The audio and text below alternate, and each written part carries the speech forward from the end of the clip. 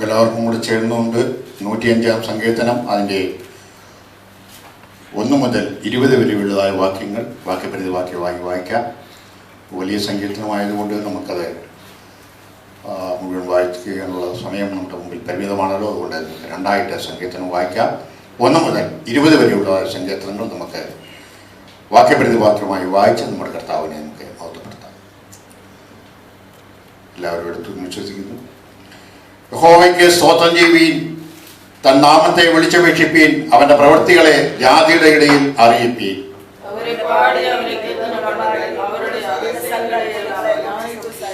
അവന്റെ വിശുദ്ധ നാമത്തിൽ പ്രശംസിപ്പീൻ. യഹോവയെ അന്വേഷിക്കുന്നവരുടെ ഹൃദയം സന്തോഷിക്കട്ടെ.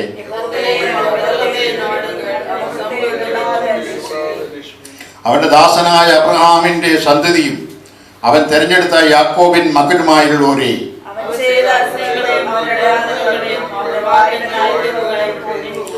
അവൻ നമ്മുടെ ദൈവമായ യഹോവയാകുന്നു. അവന്റെ ന്യായവിധികൾ സർവഭൂമിയിലും ഉണ്ട്.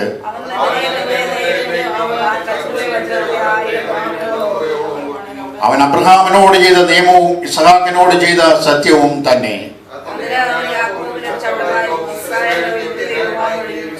നിന്റെ അവകാശത്തിന്റെ ഓഹരിയായി ഞാൻ നിനക്ക് കനാൻ ദേശം തരും എന്ന് അരുളി ചെയ്തു.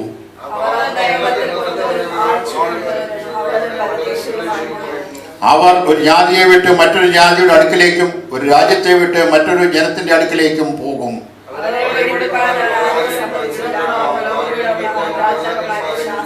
എന്റെ അഭിഷിക്തന്മാരെ തുടരുത്, എന്റെ പ്രവാചകന്മാർക്ക് ഒരു ദോഷം ചെയ്യരുത് എന്ന് പറഞ്ഞു. അവർക്ക് മുമ്പായി അവൻ ഒരാളെ അയച്ചു. യോസഫിനെ അവർ ദാസനായി വിറ്റുവല്ലോ.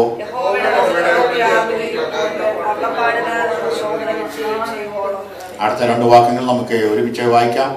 അവർ അവന്റെ കാലുകളെ വിലങ്ങുകൊണ്ടും ബന്ധിക്കുകയും അവരുടെ എരുമ്പുചങ്ങലകളിൽ കൊടുക്കുകയും ചെയ്തു. രാജാവ് ആളയച്ച് അവനെ വിടുവിച്ചു. ജാതിയുടെ അധിപതിയായി അവനെ സ്വതന്ത്രനാക്കി. പ്രൈസ് ദി ലോർഡ്, ഹല്ലേലൂയ, പ്രൈസ് ദി ലോർഡ്. സ്തോത്രം. എല്ലാവർക്കും പ്രാർത്ഥനയോടുകൂടെ ദൈവസന്നിധിയിൽ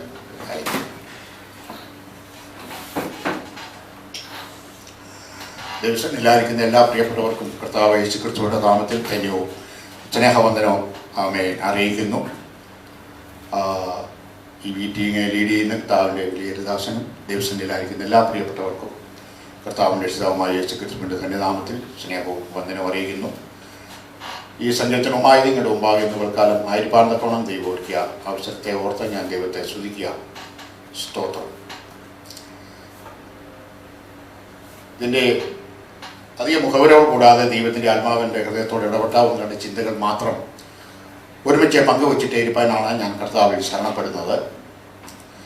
ഇതിൻ്റെ പ്രാരംഭ വാക്യങ്ങളിൽ നമുക്ക് കാണുവാൻ കഴിയുന്നത് ഇതിനുള്ള മുമ്പുള്ളതായ സങ്കീർത്തനത്തിൽ പറഞ്ഞിരിക്കുന്ന പോലെ തന്നെ യഹോവയെ സ്തുതിപ്പാൻ ഉള്ളതായ ആഹ്വാനമാണ് കൊടുക്കുന്നത്. 1 വാക്യങ്ങളിൽ പ്രാരംഭ വാക്യങ്ങളിൽ നമ്മൾ വായിക്കുന്നു, യഹോവയ്ക്ക് സ്തോത്രം ചെയ്യുവീൻ, തൻ്റെ നാമത്തെ വിളിച്ചപേക്ഷിക്കും, അവൻ്റെ പ്രവൃത്തികളെ ജാതിയുടെ ഇടയിൽ അറിയിപ്പീൻ, അവനെ പാടുവീൻ, അവനെ കീർത്തനം ചെയ്യുവീൻ. എങ്ങനെ പറഞ്ഞ് യഹോവയായ ദൈവത്തെ സ്തുതിപ്പാനും മഹത്വപ്പെടുത്തുവാനുള്ളതായ ഒരു ആഹ്വാനം ദൈവജനത്തിന്റെ മധ്യത്തിൽ വീണ്ടും സങ്കീർത്തനക്കാരൻ കൊടുക്കുകയാണ്. സ്തോത്രം. അങ്ങനെ ചെയ്യുവാനുള്ളതായ കാരണമെന്ന് പറയുന്നത് അതിലെ 7ഉം 8ഉം വാക്യങ്ങളിൽ വായിക്കുന്നു, അവൻ നമ്മുടെ ദൈവമായ യഹോവയാകുന്നു. സ്തോത്രം. അവന്റെ ന്യായവിധികൾ സർവഭൂമിയിലും ഉണ്ട്. അവൻ തന്റെ നിയമത്തെ ഓർക്കുകയും താൻ കൽപ്പറ്റ വന്ദനത്തെ 1000 തലമുറയോളം ഓർക്കുന്നു. അപ്പോൾ നമ്മുടെ ദൈവമായ യഹോവയായ ദൈവം നമ്മുടെ പരിപാലകനും നമ്മുടെ കർത്താവുമായതുകൊണ്ട് നാം അവനെ സ്തുതിപ്പാൻ കടപ്പെട്ടവരാണ് എന്നാണ് സങ്കീർത്തനക്കാരൻ പറയുന്നത്. അത് മാത്രമല്ല, അവൻ തന്റെ നിയമത്തെ ഓർക്കുകയും ആ നിയമത്തെ 1000 തലമുറയോളം ഓർത്ത് അവരെ അനുഗ്രഹിക്കുകയും ചെയ്യുന്ന ദൈവമായതുകൊണ്ട് നാം എന്ത് ചെയ്യണം?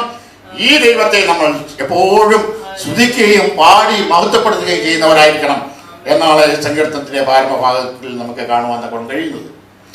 തുടർന്ന് പിന്നീട് നമ്മൾ മുന്നോട്ട് വരുമ്പോൾ അതിന്റെ 9ാമത്തെ വാക്യത്തിൽ നമ്മൾ ഇങ്ങനെ വായിക്കുന്നു. 9ാമത്തെ വാക്യം ഒന്ന് വായിക്കാമോ? അവൻ അബ്രഹാമിനോട് ചെയ്ത നിയമവും എന്താണ് ആ മുമ്പിൽ പറഞ്ഞിരിക്കുന്ന ആ വാക്യങ്ങളുടെ അവസാന ഭാഗത്തേക്ക് അതിന്റെ രത്ന ചുരുക്കം എന്ന് പറയുന്നത് എന്താണ്? അവൻ തലമുറകളോട് ചെയ്യുവാൻ തക്കവണ്ണം തുടർന്നുള്ളതായ നാളുകളിൽ തലമുറകളോട് അനുഗ്രഹങ്ങളെ ചെയ്യുവാൻ തക്കവണ്ണമുള്ള കാരണം, അതിനെ ബേസിക്കായുള്ള അടിസ്ഥാനപരമായ കാരണം എന്ന് പറയുന്നത്, അവൻ അബ്രഹാമിനോട് ഒരു നിയമം ചെയ്തിട്ടുണ്ട്. അബ്രഹാമിന്റെ സന്തതിയായിരിക്കുന്ന ഇസ്ഹാക്കിനോടൊരു സത്യം ചെയ്തിട്ടുണ്ട്. അതിന്റെ കാരണത്താലാണ് അവൻ ആ നിയമത്തിൽ നിലനിൽക്കുകയും തന്റെ ദാസന്മാരായിരിക്കുന്ന അബ്രഹാമിനോടും ഇസ്ഹാക്കിനോടും യാക്കോബിനോടും ചെയ്തതായ ആ സത്യത്തിൽ നിലനിന്നുകൊണ്ട് തലമുറയായി അവന്റെ നിയമത്തെ ഓർത്ത് ആചരിക്കുന്ന തന്റെ ജനത്തെ അനുഗ്രഹിക്കുന്ന ഒരു ദൈവം നമ്മുടെ മുമ്പിലുള്ളത് കൊണ്ട് നമ്മൾ ആ ദൈവത്തെ പാടി സ്തുതിക്കുന്നവരായി തീരണം എന്നാണ് സങ്കീർത്തനക്കാരൻ പറയുന്നത്. എന്താണ് അബ്രഹാമിനോട് ദൈവം ചെയ്തതായ നിയമങ്ങൾ? ഉൽപ്പത്തി പുസ്തകം 17-ാം അധ്യായത്തിന്റെ അനേക വാക്യങ്ങൾ നമുക്ക് ഉൽപ്പത്തി പുസ്തകത്തിൽ ഇതിനോടുള്ള ബന്ധത്തിൽ വായിപ്പാനുണ്ടെങ്കിലും എല്ലാ വാക്യങ്ങളും ഞാൻ വായിപ്പാൻ താല്പര്യപ്പെടുന്നില്ല. പ്രാരംഭമായി നമുക്ക് അതിന്റെ ജെനീസിസ്, അതായത് ഉൽപ്പത്തി പുസ്തകം 17-ാം അധ്യായത്തിന്റെ 2-ാമത്തെ വാക്യം ഒന്ന് വായിക്കാം. സ്തോത്രം. എനിക്കും നിനക്കും മധ്യേ ഞാൻ എന്റെ നിയമം സ്ഥാപിക്കും. എനിക്കും നിനക്കും മധ്യേ ഞാൻ എന്റെ നിയമം സ്ഥാപിക്കും. നിന്നെ അധികമധികമായി വർദ്ധിപ്പിക്കും എന്ന് അരുളി ചെയ്തു. നിന്നെ അധികമധികമായി വർദ്ധിപ്പിക്കും എന്ന് ആരോടാണ് പറയുന്നത്? ദൈവത്തിന്റെ ദാസനാകുന്ന അബ്രഹാമിനോട് ദൈവമായ കർത്താവ് കൽപ്പിക്കുകയാണ്. എന്താണ് പറയുന്നത്? ഞാൻ നിന്നെ അനുഗ്രഹിച്ച് ഞാൻ നിന്നെ അധികമായി വർദ്ധിപ്പിക്കും.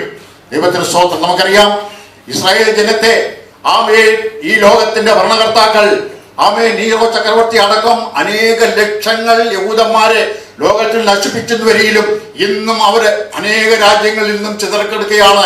അവരെ തലമുറയായി അവരെ ദൈവമായ യഹോവയെ ഓർക്കുകയും അവരെ എണ്ണത്തിൽ പെരുകുവാൻ തക്കവണ്ണം ദൈവമായ കർത്താവ് സഹായിക്കുകയും ചെയ്തിരിക്കുന്നു. ദൈവത്തിന്റെ സ്തോത്രം. അവരെ അധികമധികമായി വർദ്ധിപ്പിക്കുമെന്ന് ദൈവമായ യഹോവ അബ്രഹാമിനോട് ചെയ്തതായ ആ വാഗ്ദത്തം ഇന്നും നിവർത്തിച്ചുകൊണ്ടേയിരിക്കുകയാണ്. ദൈവത്തിന്റെ സ്തോത്രം. ഇനി 22-ാം അധ്യായത്തിന്റെ 16-ാമത്തെ വാക്യത്തിൽ പറയുന്നു. എന്താണ് 22-ന്റെ 16-ാമത്തെ വാക്യം? ഉൽപ്പത്തി പുസ്തകം തന്നെ. നീ കാര്യം ചെയ്തു നിന്റെ ഏകജാതനായ മകനെ തരുവാൻ മടിക്കായി. ഈ കാര്യം ചെയ്ത് നിന്റെ ഏകജാതനായ മകനെ നീ തരുവാൻ മടിക്കായതുകൊണ്ട് ഞാൻ നിന്നെ ഐശ്വര്യമായി അനുഗ്രഹിക്കും. ദൈവത്തിന് സ്തോത്രം. അത് അടുത്ത ഒരു കൽപ്പനയാണ്. ദൈവത്തിന് സ്തോത്രം. ദൈവത്തിന് നമുക്കറിയാം, ചരിത്രം അറിയാവുന്നത് കൊണ്ട് ഞാൻ ആ ഭാഗത്തേക്കൊന്നും കടന്നു പോകാൻ ആഗ്രഹിക്കുന്നില്ല. എന്താണ് ദൈവം അബ്രഹാമിനോട് പറഞ്ഞു, തന്റെ കാലിലെ ഏകജാതനായ മകനെ നീ സ്നേഹിക്കുന്ന മകനായിരിക്കുന്ന വാഗ്ദത്ത സന്തതിയായിരിക്കുന്ന ഇസ്ഹാക്കിനെ തന്നെ കൊണ്ടുപോയി യാഗം കഴിക്കണം. അല്ലെന്നൊരിക്കൽ വേദപണ്ഡിതന്മാർ പറയുന്നത് ഒരുപക്ഷെ ഇസ്മായിലിനെ ചാടി പിടിച്ചോണ്ട് പോയി യാഗം കഴിച്ചേനെ എന്നാണ്. അതുകൊണ്ട് വളരെ സ്പെസിഫിക് ആയിട്ട് ദൈവം പറയാണ്, നീ സ്നേഹിക്കുന്ന നിന്റെ മകനായ ഇസ്ഹാക്കിനെ തന്നെ കൊണ്ടുപോയി ഞാൻ നിന്നോട് കൽപ്പിക്കുന്ന മോരിയ ദേശത്ത് കൽപ്പിക്കുന്നതായ ഒരു മലയിൽ കൊണ്ടുപോയി യാഗം കഴിക്കണം. അങ്ങനെ തന്നെ അബ്രഹാം ചെയ്യുവാൻ തക്കവണ്ണം ഇടിയായി തീർന്നു. ഹല്ലേലൂയ. അങ്ങനെ നീ നിന്റെ മകനെ തരുവാൻ മടിക്കായ കൊണ്ട് ഞാൻ നിന്നെ എന്തോ ചെയ്യും? ഐശ്വര്യമായി അനുഗ്രഹിക്കുമെന്ന് ദൈവമായ യഹോവ അബ്രഹാമിനോട് കൽപ്പിക്കുവാൻ തക്കവണ്ണം ഇടിയായി തീർന്നു. നമ്മൾ എന്താണ് ചിന്തിച്ചുകൊണ്ടിരിക്കുന്നത്? അബ്രഹാമിനോട് ചെയ്ത നിയമവും ഇസ്ഹാക്കിനോട് ചെയ്തതായ സത്യവും എന്തെന്നാണെന്ന് നമ്മളിതിന്റെ പിന്നോട്ടിറങ്ങി ഒന്നാണ്ട് കാര്യങ്ങൾ മാത്രം ചിന്തിക്കുകയാണ്. അങ്ങനെ അബ്രഹാമിനോട് ദൈവം ആദ്യം പറഞ്ഞു, ഞാൻ നിന്റെ തലമുറയായ നിന്റെ ദേശത്ത് നിന്നെ ഞാൻ സമ്പത്ത് ഐശ്വര്യമായി വർദ്ധിപ്പിക്കും, എണ്ണത്തിൽ നിന്നെ വർദ്ധിപ്പിക്കും. രണ്ടാമത് പറയുന്നു, ഞാൻ നിന്നെ ഐശ്വര്യമായി അനുഗ്രഹിക്കും. ദൈവത്തിന് സ്തോത്രം. സാമ്പത്തികമായും എല്ലാ നിലകളിലും ഈ ഇസ്രായേൽ ജനതയെ ദൈവമായ യഹോവ അനുഗ്രഹിപ്പാൻ കൊണ്ട് വേണ്ടിയായിട്ടിരുന്നു. ലോക സമ്പദ്ഘടനയുടെ നിയന്ത്രണം മുഴുവൻ നമ്മൾ വായിക്കുന്നത്, നമ്മൾ അറിയുന്നത് ഇപ്പോൾ യഹൂദന്മാരുടെ കയ്യിലാണ്. അങ്ങനെ സാമ്പത്തികമായി ഐശ്വര്യമായി ദൈവമായ യഹോവയെ അവരെ അനുഗ്രഹിക്കുവാൻ കൊണ്ട് വേണ്ടിയായിത്തീർന്നു. ദൈവത്തിന് സ്തോത്രം. ഒരു ഭാഗം കൂടെ വായിച്ചിട്ട് ഞാൻ ആ ഭാഗത്ത് നിന്നും മടങ്ങി വരുവാൻ ആഗ്രഹിക്കുകയാണ്. 28-ാം അധ്യായത്തിന്റെ 13-ാമത്തെ വാക്യം കൂടെ ഒന്ന് വായിക്കൂ. ഉൽപ്പത്തി പുസ്തകം തന്നെ 28-ന്റെ 13. അതിന്മീതെ യഹോവ നിന്ന് അരുളി ചെയ്തത്, ഞാൻ നിന്റെ പിതാവായ അബ്രഹാമിന്റെ ദൈവവും ഇസ്ഹാക്കിന്റെ ദൈവമായ യഹോവയാകുന്നു. നീ കിടക്കുന്ന ഭൂമിയെ ഞാൻ നിനക്കും നിന്റെ സന്തതിക്കും തരും. നീ കിടക്കുന്ന ഭൂമിയെ ഞാൻ നിനക്കും നിന്റെ സന്തതിക്കും തരുമെന്ന് കൽപ്പിക്കുവാൻ തക്കണം ഇടിയായി തീർന്നു. അങ്ങനെ തന്റെ പിതാക്കന്മാരോട് ചെയ്തതായ ഈ നിയമങ്ങളും ഈ സത്യങ്ങളും നിലനിൽക്കുന്നത് കൊണ്ട് നമ്മൾ ഇന്ന് പൽക്കാലം ഹല്ലേലൂയ ആത്മീക ഇസ്രായേലാകുന്നതായ ഇന്ന് പൽക്കാലം ഇവിടെ ആയിരിക്കുന്ന ദൈവത്തിന്റെ ദിനമാകുന്ന നാമം ഓരോരുത്തർക്കും കൂടെ ഉള്ളതാണ് ഈ അനുഗ്രഹങ്ങൾ എന്ന് പറയുന്നത്. അങ്ങനെയെങ്കിൽ ആത്മീയ ഇസ്രായേലാകുന്ന ഇന്ന് ആമേൻ നമുക്ക് ഓരോരുത്തർക്കും ഇന്ന് പൽക്കാലം പറയുവാനിടയായി തീരണം. ദൈവമായ യഹോവ അബ്രഹാമിനോട് ആമേൻ പഴയ നിയമ ഇസ്രായേലിനോട് ഇങ്ങനെ കൽപ്പിച്ചിട്ടുണ്ടെന്ന് വരികിൽ തീർച്ചയായിട്ടും വിശ്വാസത്താൽ ഇതിലെല്ലാം ആമേൻ പാത്രിപൂജരാകുവാൻ ദൈവമായ കർത്താവ് നമുക്കും ഭാഗ്യം നൽകിയിരിക്കുകയാണ്. അതുകൊണ്ട് ഇന്ന് പൽക്കാലം അവന്റെ കൽപ്പനകളെ ആമേൻ അവന്റെ നിയമങ്ങളെയും പ്രമാണിച്ചുകൊണ്ട് മുന്നോട്ട് പോകുന്നതായ ദൈവത്തിന്റെ ജനമേ, ആമേൻ അവനോട് കൽപ്പിച്ചിരിക്കുന്ന എല്ലാ അനുഗ്രഹങ്ങളും നമുക്ക് ആമേൻ ദൈവമായ കർത്താവ് നൽകി തരുവാൻ തക്കണം ഇടിയായിത്തീരും. ദൈവത്തിന് സ്തോത്രം. പുതിയ നിയമത്തിലേക്ക് നമ്മൾ കടന്നു വരുമ്പോൾ ഹല്ലേലൂയ ഇതിനോടുള്ള ബന്ധത്തിൽ നമുക്ക് കാണുവാൻ കഴിയുന്നത് ലൂക്കോസ് സുവിശേഷത്തിൽ ഹല്ലേലൂയ 1-ാം അധ്യായത്തിന്റെ 73-ാമത്തെ വാക്യം എന്ന് വായിച്ചട്ടെ. ലൂക്കോസ് സുവിശേഷം 1-ാം അധ്യായം 73-ാമത്തെ വാക്യം. അവിടെ സക്കറിയ പുരോഹിതൻ ദൈവാത്മാവിൽ പ്രവചിച്ചു പറയുന്ന രണ്ട് കാര്യങ്ങൾ നമുക്ക് വായിപ്പാൻ നോക്കണം കഴിയുന്നുണ്ട്. നമ്മുടെ ശത്രുക്കളുടെ കയ്യിൽ നിന്നും രക്ഷിക്കപ്പെട്ട് നാം ആയുഷ്കാലമൊക്കെയും ഭയം കൂടാതെ തിരുമുമ്പിൽ വിശുദ്ധിയിലും നീതിയിലും തന്നെ ആരാധിപ്പാൻ നമുക്ക് കൃപ നൽകുമെന്ന് അവൻ നമ്മുടെ പിതാവായ അബ്രഹാമിനോട് ചെയ്ത സത്യവും തന്റെ വിശുദ്ധ നിയമവും ഓർത്തത് കൊണ്ടും ആകുന്നു. ആമേൻ. ദൈവത്തിന് സ്തോത്രം. അവൻ ഇവിടെ പറയുകയാണ് ഹല്ലേലൂയ സക്കറിയ പ്രവാചകൻ ആമേൻ ഹല്ലേലൂയ അവിടെ ദൈവാത്മാവിൽ നിറഞ്ഞുകൊണ്ട് പറയുകയാണ് അബ്രഹാമിനോട് ചെയ്തതായ ആ നിയമങ്ങളെ ഓർത്തുകൊണ്ട് ഇന്ന് വൽക്കാലം ഹല്ലേലൂയ നാം ആയിരിക്കുന്നു എന്ന് വരികിൽ ദൈവം തന്റെ നിയമത്തെ ഓർത്ത് നമ്മളെ ഐശ്വര്യമായി അനുഗ്രഹിക്കുവാൻ തക്കവണ്ണം ഇടയായി തീരും. ദൈവത്തിന് സ്തോത്രം. Praise the Lord. Hallelujah hallelujah. അങ്ങനെ ഇന്നും ആ അനുഗ്രഹത്തിന് ഇന്ന് വൽക്കാലം നാം എല്ലാവരും പാത്രീഭൂതരാകേണ്ടവരാണ്. ദൈവത്തിന് സ്തോത്രം. ഹല്ലേലൂയ. അതെല്ലാം വിശ്വാസത്തിൽ നമ്മൾ പ്രാപിച്ചെടുക്കുവാൻ തക്കവണ്ണം നമ്മൾ യോഗ്യരായി തീരണം. ദൈവത്തിന് സ്തോത്രം. Praise the Lord. ആമേൻ. ഇതിനോടുള്ള ബന്ധത്തിന് അതിനെ അടിസ്ഥാനമാക്കി തന്നെ ഒരു വാക്യം കൂടെ ആ ഭാഗത്ത് നമുക്ക് വായിക്കാം. എബ്രായ ലേഖനം 6-ാം അധ്യായത്തിന്റെ 17-ാമത്തെ വാക്യം ഒന്ന് വായിക്കുക. എബ്രായ ലേഖനം 16-ന്റെ-17.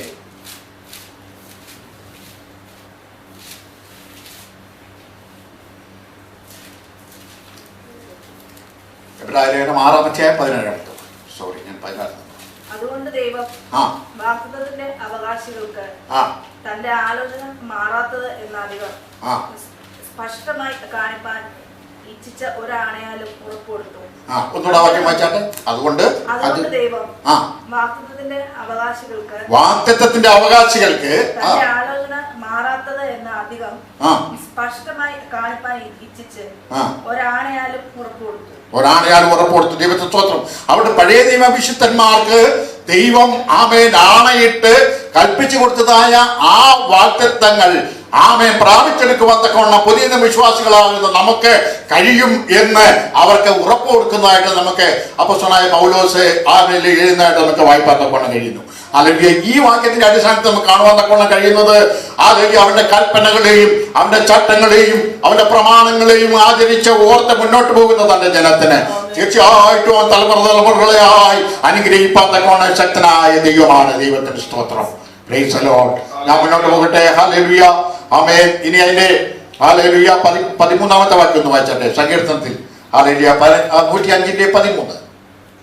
അവരൊരു ജാതിയെ വിട്ട് മറ്റൊരു ജാതിയുടെ അടുക്കലേക്കും ഒരു രാജ്യത്തെ വിട്ട് മറ്റൊരു ജനത്തിന്റെ അടുക്കലേക്കും പോകും. അടുത്ത അവരെ പീഡിപ്പിക്കാൻ അവൻ ആരെയും സമ്മതിച്ചില്ല. അവരുടെ നിമിത്തം അവൻ രാജാക്കന്മാരെ ശാസിച്ചു.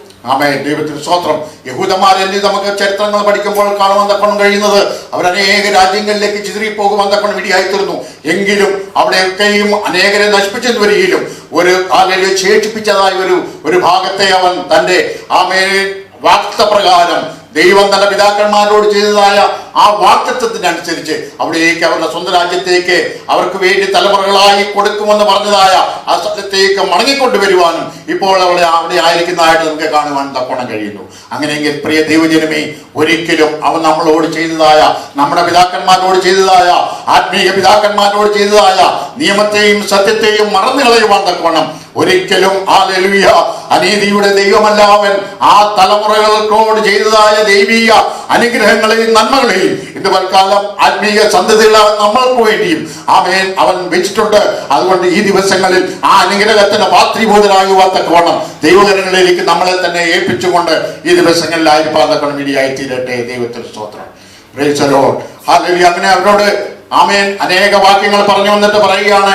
അതിന്റെ 15-ാമത്തെ വാക്യത്തിൽ പറയുന്നു, എന്റെ അഭിഷിക്തന്മാരെ തുടരുത്, എന്റെ പ്രവാചകന്മാർക്ക് ഒരു ദോഷവും ചെയ്യരുത് എന്ന് പറഞ്ഞു. ദൈവത്തിന് സ്തോത്രം.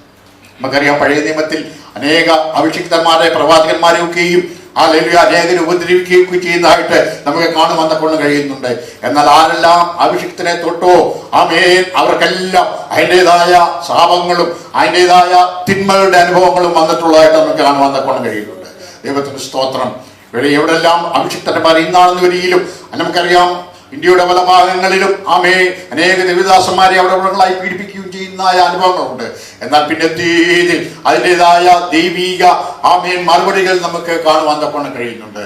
ദൈവത്തിന് സ്തോത്രം. അതുകൊണ്ട് ഒരു അഭിഷിക്തനോട് പോലും ചീനൊരു വാക്ക് പറയുവാനോ അവർക്കെതിരായി ഹല്ലേലൂയ ഒരു കരം ചലിപ്പിക്കുവാനോ നമ്മുടെ ജീവിതത്തിൽ ഒരിക്കലും ഉണ്ടാകുവാൻ തക്കണം പാടില്ല. പിന്നെ പറയുകയാണ്, പ്രവാചകന്മാർക്ക് ഒരു ദോഷവും ചെയ്യരുത്. ദൈവത്തിന് സ്തോത്രം. അല്ലെങ്കിൽ നമുക്കറിയാം പഴയ നിയമ പ്രവാചകന്മാരെ ഏലിശായോടൊക്കെ ഹല്ലേലൂയ പിള്ളേരൊക്കെയും മൊട്ടത്തിലെ എന്നൊക്കെ വിളിക്കുന്ന ഭാഗങ്ങളൊക്കെ കാണുവാൻ കൊണ്ട് കഴിയുന്നുണ്ട്. ഹല്ലേലൂയ. അതിന്റെ ഫലമായിട്ട് അവർക്കുണ്ടായതായ അനുഭവം എന്താണെന്ന് നമുക്ക് കാണുവാൻ കഴിയുന്നുണ്ട്. ആ ഭാഗങ്ങളൊന്നും അധികം വിശ്വസിക്കുന്നില്ല എന്ന് പറഞ്ഞാൽ ഞാൻ പറഞ്ഞതിൻ്റെതായ സാര്യം ദൈവത്തിന്റെ വചനത്തെ അതിനനുസരിച്ച് പ്രമാണിച്ചുകൊണ്ട് മുന്നോട്ട് പോകുന്ന ദൈവജനമേ നമുക്കൊരിക്കലും ഹല്ലേലൂയ ഭാരപ്പെടേണ്ടതായ കാര്യമില്ല. അവൻ നമ്മളെ അനുഗ്രഹിപ്പാൻ ശക്തനായ ദൈവമാണ്. അവസാനമായി ഹല്ലേലൂയ ഒരു വാക്കും കൂടെ വായിച്ചിട്ട് ഞാൻ എൻ്റെ വാക്കുകളെ നിർത്തുവാൻ ആഗ്രഹിക്കുകയാണ്.